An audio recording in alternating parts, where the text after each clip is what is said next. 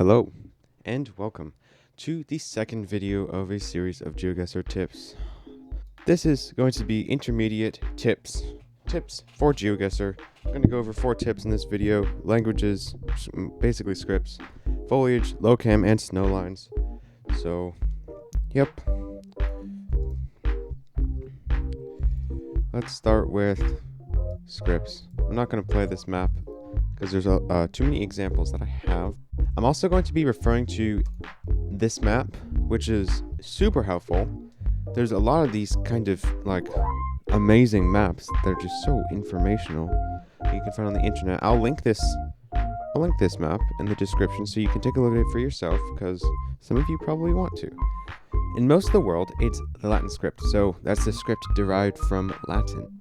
Let's start off in Europe. Why not?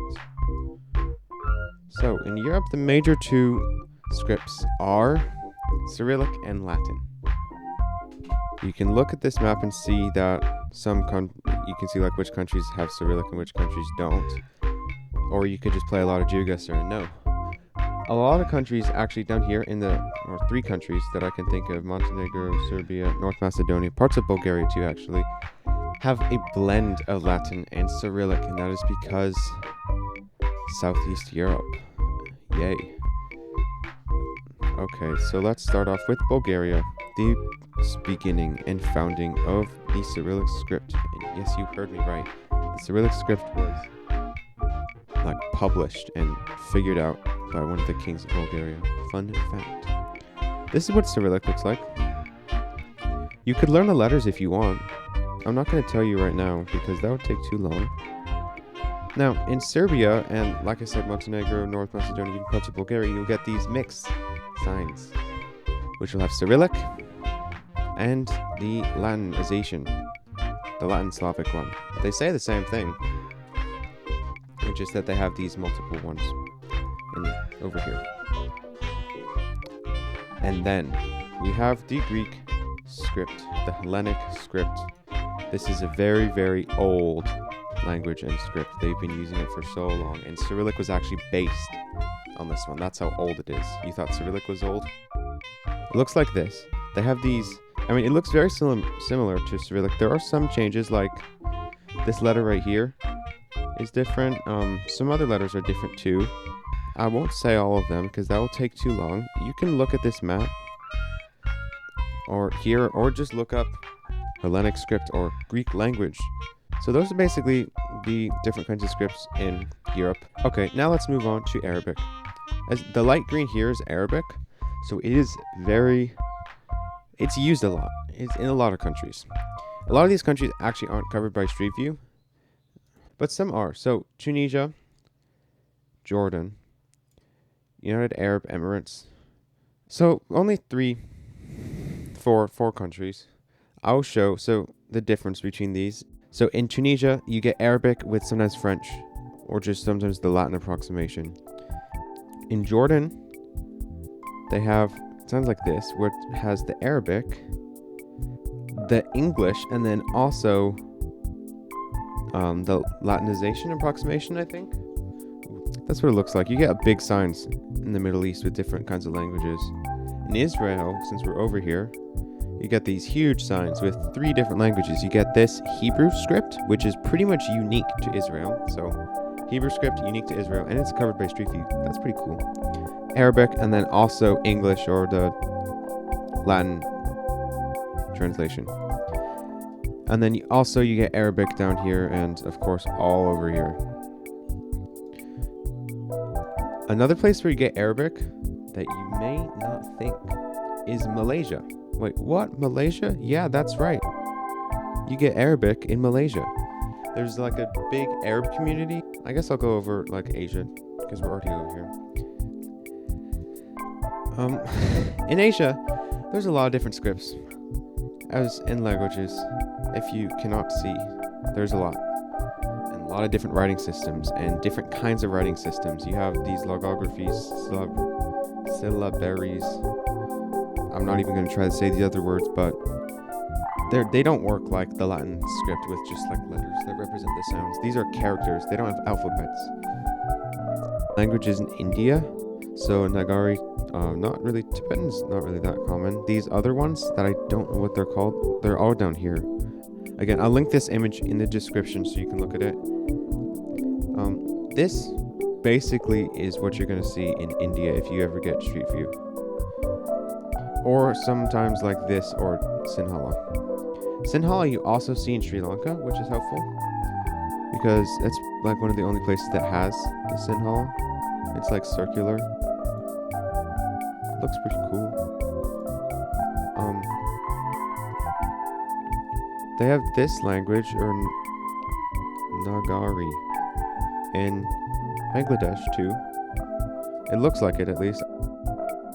So this is Bangladesh. It's pretty safe to assume if you see this language and it's like flat, that it's Bangladesh, because you also get a pretty good variant in Bhutan. I don't know if you can see, these are the same. So this language also you get in Bhutan, but Bhutan's mountainous, Bangladesh is not. Alright, let's move on to over here, Thailand versus Cambodia. These are really difficult languages to distinguish apart from each other. Like, really difficult. Like, people have trouble doing it. I get it wrong all the time. Especially if it's written in, like, handwriting. They can just look so similar. But basically, this is what Thai looks like. I don't really know how to explain this. And then this is what Cambodian looks like. I'll do a split screen and you can see the two different ones in action. Also, Cambodian People's Party. Yes, I know, but you actually do see these signs a lot in Cambodia. I don't know how to describe the difference. This almost looks fancier, but not really. I don't know. It's like a different font, it looks to me, since I don't know these languages. If someone knows a good way of distinguishing these, write a comment and help everybody out. Let's move to East Asia. Over here, you get mainly these like 4 languages, 5. So Chinese, which you'll get like sometimes in Hong Kong or Macau, but of course in Macau there's Portuguese, and Hong Kong there's English too. Taiwan has Chinese, I think. The Korean Peninsula has Korean, obviously, right? And then Japan has a few. Japan has katakana and kanji, which is like similar to Chinese, I think. And then kana, which I don't know. I'm not super good at these. In Japan, kind of looks like this. This is probably a mix of kanji and katakana. Also, sometimes you get this Latin script, English thing at the bottom too. In Korea, it looks similar to Japanese, but it's not. It actually is completely different. As you can see, katakana is a syllabary, and Korean is a featural language, Hangul. Different languages. They look kind of similar, but not.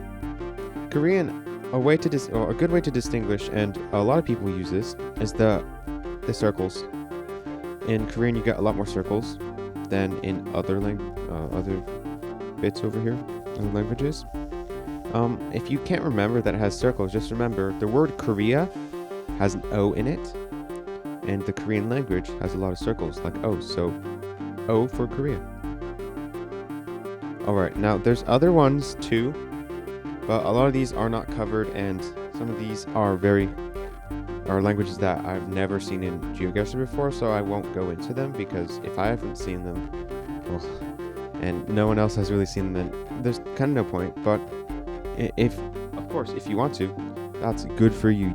Now, there's also Inuktitut, and then Cree you don't really see. Inuktitut I've seen before, and I will show you. So up in Nunavut, in the far north of Canada, up here, sometimes you can see, it's this language, which is the Inuktitut. Alright, that's kind of a long tip, but I have more. I have 3 more tips. So I'm gonna go into those. This one I'll play because there's only 5, so I'll get all of them. And Alright, the first tip is going to be the foliage. Maybe like, but recorded. Foliage, that's just trees. Yeah, it is trees, but different kinds of trees grow in different parts of the world. So, this tropical foliage, plants, palm trees, these are in warm areas of the world, usually close to the equator. This also comes from experience. You might see like different flowers that are common in different parts of the world. Like a lot of people use the Estonia white flower meadow. I'll go into that in an advanced tips video because that's kind of specific. This is more generic though. So plants that look like they would be sustainable in warmer areas are usually in warmer areas. So if you have all these palm trees, you're probably near the equator. And like all these other plants that probably need a lot of water because it rains a lot. Let's just go there. Cool, it was Indonesia. See? Right near the equator. It was on the equator, almost. Actually. Okay, so here's another example of foliage. This one's a bit more specific. This one's cool though. The eucalyptus trees. These trees right here, this tree, is it called eucalyptus tree? And has these like thin leaves. The branches are very thin. The roots are actually really thin too. It kind of has this like paler color to the bark. And those are pretty much those are native to Australia.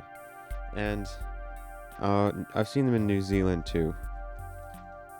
So they're pretty much a southern hemispheric tree. I mean, you might see them in like South Africa, near the coast maybe, or Argentina or Uruguay. These trees are common to Australia. Let's just go there. Okay. Here is another example of foliage. So there's a lot of trees that look pretty similar.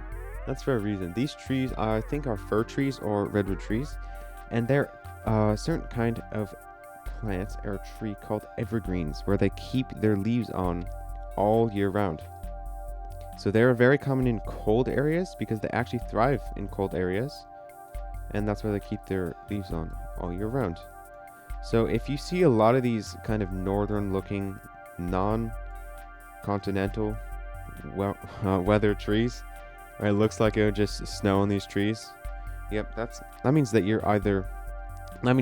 are in a very cold place, usually up in the north, because in the south it's a lot of ocean, but you could probably see them down here in Chile. There's also these other plants. I don't know how to explain it, but it just looks northern. So this is again from experience, but just pay attention to the trees and plants. All right.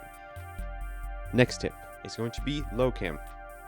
The camera is lower in certain countries. There, I said it. The camera is lower. So most countries, the camera is up high. Kind of up high. It's on top of a car. But in some countries, it's lower. They have a different setup, and you can see this looks closer than, like, quote, normal. So you can see this blur is, like, kind of closer. And the car is kind of closer, too. So this low... And also, like, the camera in relation to the everything else.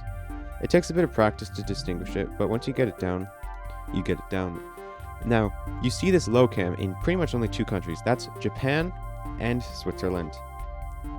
So this looks more Japanese to me. I will go like there.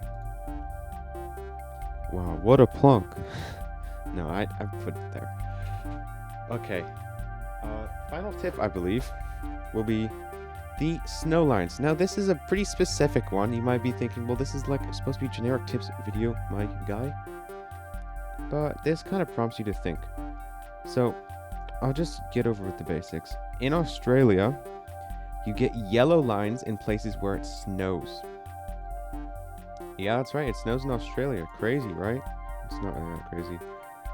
It's very mountainous over here, and it's very high up. So it actually gets quite cold and snows. Also in Tasmania, I think it might snow on top of the mountains. But on the roads going up to here near Mount Kosciuszko? Something like that. You get these yellow lines because when it snows, white lines blend in to the road. So you can't see the road lines. That's bad. So they have yellow lines so you can actually see what's going on. Now, this probably is in other countries. I haven't actually seen it But other countries probably have their own variants of this that may or may not be covered in Street View, but at least I know. The only example I know is in Australia, near like this national park and this mountain, where it snows or can snow, there's these yellow lines.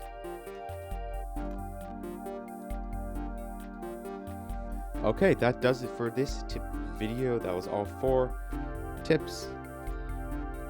I got the scripts, I got foliage, I got low cam, I got snow lines.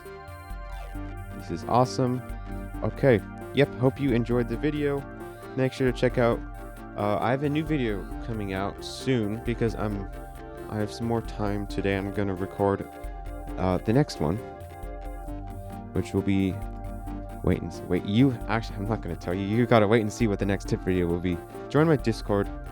It's a very cool Discord server, super awesome. Go follow me on Spotify. I make music and stuff. And yeah, thanks for watching. Goodbye.